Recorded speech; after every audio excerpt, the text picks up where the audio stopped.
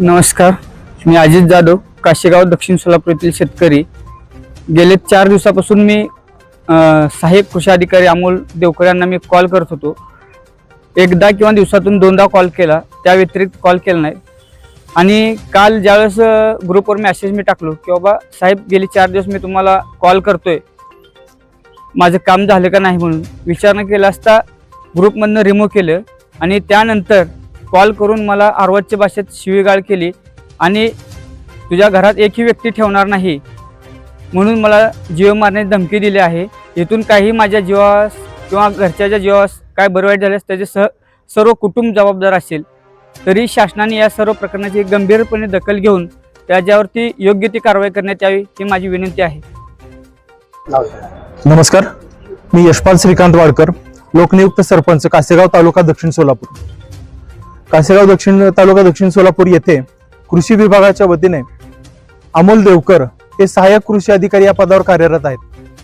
जेव्हापासून ते या ठिकाणी नेमणुकीला आहेत तेव्हापासून त्यांचा कर्तव्य चुकार कार्यपद्धतीचा गावकऱ्यांनी खूप अनुभव घेतलेला आहे आणि गावकऱ्यांना खूप याचा त्रास झालेला आहे. तसेच त्यांच्या उद्धट वागणुकीचा सुद्धा मोठ्या प्रमाणात गावकऱ्यांना सामना करावा लागलेला आहे. काल दिनांक 28 मे रोजी गावातील एक शेतकरी श्री अजित जाधव हे कृषी विभागाशी संबंधित त्यांच्या शासकीय कामासाठी शासकीय वेळेमध्ये त्यांना कॉल केलेला असताना त्यांनी अजित जाधव यांना अतिशय अर्वाच्य आणि अश्लील शब्दामध्ये शिवीगाळ केलेली आहे. तसेच त्यांना जीवे मारण्याची धमकी दिलेली आहे. त्याचबरोबर समस्त गावकऱ्यांना उद्देशून आणि लोकनियुक्त सरपंचांना उद्देशून त्यांनी मोठ्या प्रमाणात अश्लील शिवीगाळ सुद्धा या ठिकाणी केलेली आहे. शासन नियुक्त लोकसेवकाने अशा पद्धतीनं जनतेशी वागणं हे अतिशय चुकीचं असून या बाबतीत सर्व गावकऱ्यांच्या, कासेगावमधील सर्व ग्रामस्थ अतिशय क्षुब्ध झालेले असून त्यांनी या ठिकाणी तालुका पोलीस स्टेशन या ठिकाणी गुन्हा नोंद या ठिकाणी अजित जाधव यांनी केलेला आहे. त्याचबरोबर कासेगाव ग्रामपंचायतीच्या वतीने सुद्धा पोलीस स्टेशनला गुन्हा नोंद करण्यासंदर्भात आपण पत्र दिलेलं आहे.